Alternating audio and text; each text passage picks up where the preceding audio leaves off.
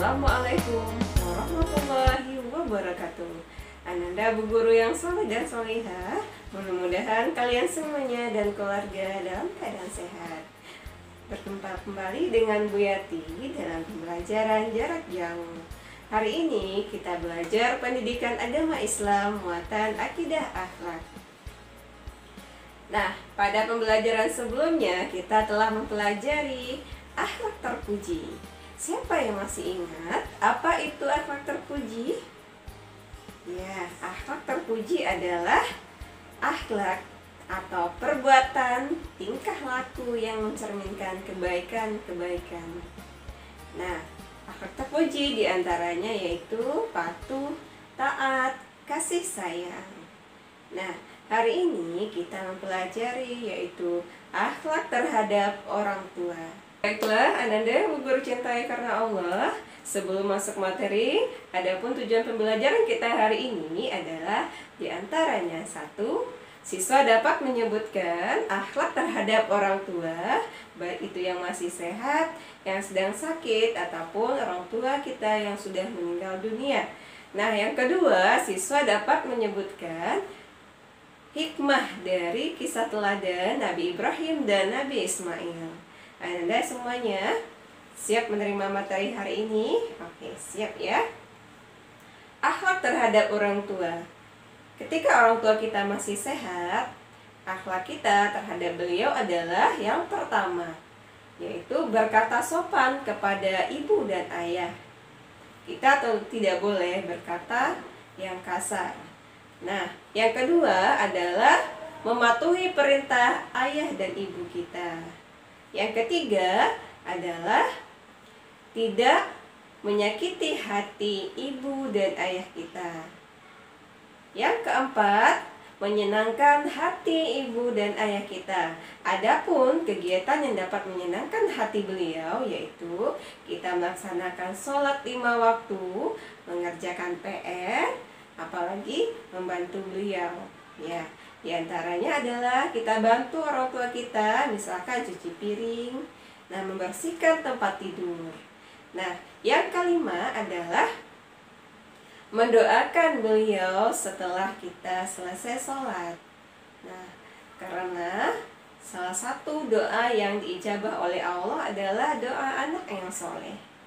Nah, adapun akhlak terhadap orang tua kita yang sedang sakit, yaitu kita bersabar atas ujian yang Allah berikan terhadap kita.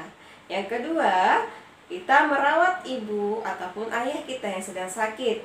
Yang ketiga, mengobati beliau yang sedang sakit. Kita carikan obat yang halal dan baik bagi beliau. Nah, bagaimana kalau orang tua kita sudah meninggal dunia? Kita tidak usah bersedih hati. Nah, akhlak kita bagi orang tua yang sudah meninggal yaitu kita masih dapat berbuat baik kepada beliau. Yaitu dengan cara apa?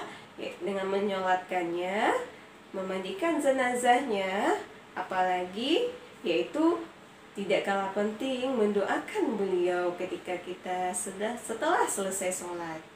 Nah, karena ada beberapa amalan yang tidak putus, yang tetap mengalir walaupun manusia telah berada di dalam kubur, yaitu diantaranya satu, amal jariah, yang kedua ilmu yang bermanfaat, dan yang ketiga adalah doa anak yang soleh.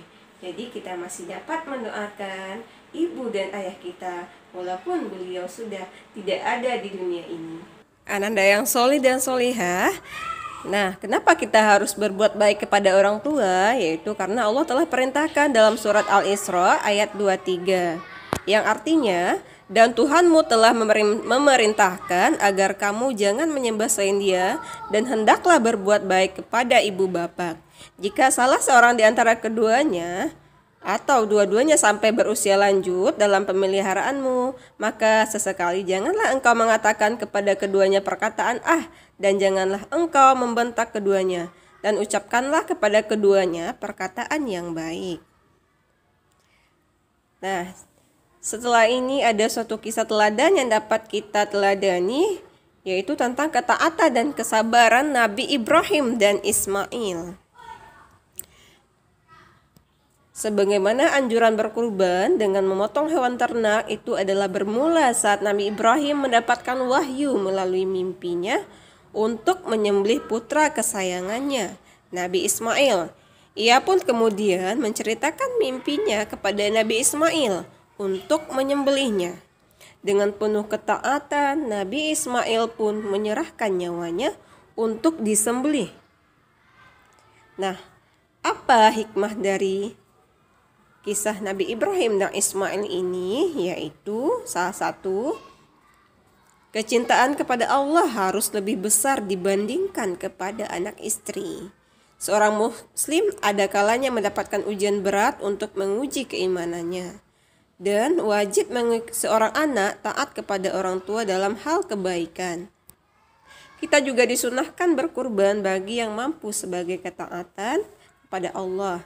Dan hikmahnya yang terakhir adalah ada balasan kebaikan di balik setiap ujian. Nah, Ananda Bu Guru semuanya, semoga Ananda dan kita semuanya termasuk ke dalam hamba yang solih dan senantiasa berbuat baik kepada orang tua kita. Terima kasih atas perhatiannya. Wallahu a'lam bishawab. Assalamualaikum warahmatullahi wabarakatuh.